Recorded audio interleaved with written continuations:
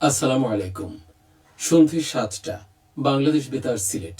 সংবাদ পড়ছি মোহাম্মদ ফয়সল উদ্দিন।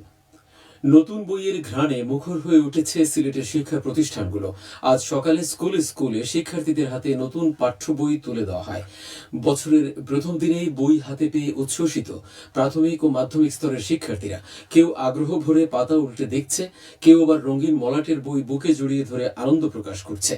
আজ বই বিতরণের প্রথম দিনে সরকারি, বেসরকারি, প্রাথমিক ও মাধ্যমিক বিদ্যালয়ে জড়ো হন শিক্ষার্থী ও অভিভাবকরা। আনুষ্ঠানিকতা শেষে নতুন ক্লাসের শিক্ষার্থীদের রেজাল্ট শিট যাচাই করে শিক্ষকরা হাতে তুলে দেন নতুন পাঠ্য বই। সিলেট বিভাগে 16.5 লাখ প্রাথমিক শিক্ষার্থীর জন্য 58,85,023টি বইয়ের বিপরীতে শতভাগ বই স্ব উপজেলায় ইতোমধ্যে পৌঁছে গেছে। এছাড়া সিলেট বিভাগের মাধ্যমিক, মাদ্রাসা ও ভোকেশনালের 12 লক্ষাধিক শিক্ষার্থীর জন্য 1,32,26,819টি বইয়ের চাহিদার বিপরীতে এ পর্যন্ত পৌঁছেছে 96,85,116টি বই। আজ শুরু হলো খ্রিস্টীয় নববর্ষ 2026। ফেলে আসা বছরের পাওয়া না পাওয়া, সফলতা আর ব্যর্থতার হিসাব বন্ধ করে নতুন আশা ও স্বপ্ন নিয়ে শুরু হয়েছে নতুন বছরটি। জীবনের সংক্ষিপ্ত পরিসরে বাংলাদেশের মানুষ আজ আরও একটি নতুন বছরে পা রাখলেন। তবে এই পথ চলা নিছক সময়ের আবর্তন নয়, বরং দোচোখ ভরা এক বুক স্বপ্নের। 2025 সালের দিনগুলো ছিল প্রতিরোধ, হৃদস্পন্দন থমকে দেওয়া, শোক আর এক অদম্য জাতির মাথা নত না করার অমর উপাখ্যান। পুরনো ঘুণে ধরা ব্যবস্থার প্রতিটি ফাটল আজ হয়ে উঠেছে নতুন সৃষ্টির উর্বর ভূমি। মানুষ ফেলে আসা বছরের সব ব্যর্থতা ঘুচিয়ে সফলতার স্বপ্ন বাস্তবায়ন করতে প্রতিশ্রুতিবদ্ধ হবে নতুন বছরে। স্বাধীনতা ও 21 পদক প্রাপ্ত গণমানুষের কবি দিলওয়ারের জন্মদিন আজ। 1937 সালের এই দিনে সিলেটের দক্ষিণ সুরমার ভারতখলায় একটি সম্ভ্রান্ত মুসলিম পরিবারে তিনি জন্মগ্রহণ করেন। সংগ্রামী জীবনের অধিকারী কবি দিলওয়ার সৃষ্ট কর্মে গণমানুষের কথা তুলে ধরেছেন। তার প্রথম কাব্যগ্রন্থ জিজ্ঞাসা প্রকাশিত হয় 1953 সালে। সমানতালে লিখেছেন কবিতা, ছড়া ও প্রবন্ধ।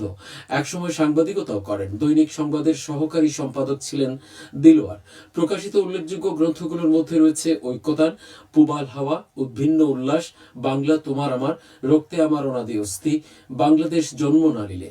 1981 সালে বাংলা একাডেমি পুরস্কার, একই বছর বাংলা একাডেমি ফেলোশিপ এবং 2008 সালে 21 পদক পান কবি দিলওয়ার। তার কবিতা রক্তে আমার অনাদি অস্থি 2014 সালে উচ্চ মাধ্যমিকের পাঠ্য পুস্তকে স্থান পায়। বিভিন্ন কর্মসূচির মধ্য দিয়ে পালিত হচ্ছে কবি দিলওয়ারের জন্মদিন। এর মধ্যে ছিল কবির সমাধিস্থলে পুষ্পস্তবক অর্পণ, আলোচনা সভা এবং মিলাদ ও দোয়া মাহফিল। দেশের গণতান্ত্রিক রাজনীতির শীর্ষ নেত্রী, সাবেক প্রধানমন্ত্রী ও বাংলাদেশ জাতীয়তাবাদী দল বিএনপির চেয়ারপারসন খালেদা জিয়ার মৃত্যুতে আজ দ্বিতীয় দিনের রাষ্ট্রীয় শোক পালিত হচ্ছে। দুঃখিত। 3 দিনের এই রাষ্ট্রীয় শোক পালন চলবে আগামীকাল পর্যন্ত। রাষ্ট্রীয় শোকের দ্বিতীয় দিনে দেশের সকল সরকারি, আধা সরকারি, স্বায়ত্তশাসিত শিক্ষা প্রতিষ্ঠান সহ সকল সরকারি, বেসরকারি ভবন এবং বিদেশে বাংলাদেশের মিশনগুলোতে জাতীয় পতাকা অর্ধনমিত রাখা হয়। সিলেট ও মৌলভীবাজার সহ দেশের 17টি জেলার উপর দিয়ে মৃদু শৈত্যপ্রবাহ বয়ে যাচ্ছে। আজ সিলেট ও শ্রীমঙ্গলে সর্বনিম্ন তাপমাত্রা 9.6 ডিগ্রি সেলসিয়াস রেকর্ড করা হয়েছে। তীব্র শীত আর হিমেল হাওয়ায় কাবু হয়ে পড়েছেন লোকজন। রাস্তাঘাটে মানুষ ও যানবাহন চলাচল কমে গিয়েছে। বছরের প্রথম দিন হিসেবে বিদ্যালয়ে নতুন বই বিতরণ থাকায় সকালের দিকে রাস্তায় বের হওয়া লোকজনের মধ্যে অধিকাংশ শিক্ষার্থী ও অভিভাবক ছিলেন। এছাড়া খেটে খাওয়া মানুষ সহ নিতান্ত প্রয়োজন ছাড়া কাউকে ঘর থেকে বের হতে দেখা যায়নি। এদিকে আবহাওয়া অধিদপ্তর সকালের পূর্বাভাসে জানিয়েছে, মধ্যরাত থেকে আগামীকাল সকাল পর্যন্ত অনেক স্থানে মাঝারি থেকে ঘন কুয়াশা পড়তে পারে। ঘন কুয়াশার কারণে বিমান চলাচল, অভ্যন্তরীণ নৌ পরিবহন ও সড়ক যোগাযোগ ব্যবস্থা সাময়িকভাবে ব্যাহত হতে পারে। এছাড়া অস্থায়ীভাবে আংশিক মেঘলা আকাশ সহ আবহাওয়া শুষ্ক থাকতে পারে। খেলার খবর ক্রিকেট।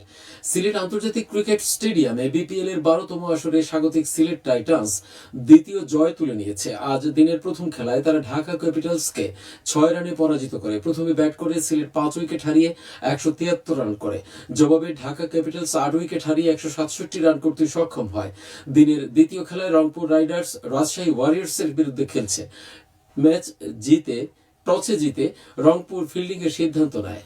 শেষ খবর পাওয়া পর্যন্ত রাজশাহী ব্যাটিংয়ে নেমে তাদের ঝোড়ো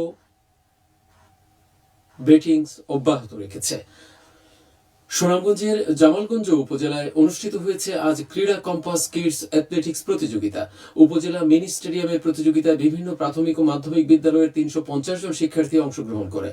বাংলাদেশ অ্যাথলেটিক্স ফেডারেশন এর আয়োজন করে। সবশেষে আবহাওয়া।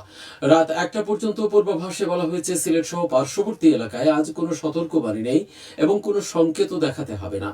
আজ সিলেটের সর্বোচ্চ তাপমাত্রা ছিল 19.5 ডিগ্রি এবং সর্বনিম্ন 12.5 ডিগ্রি সেলসিয়াস।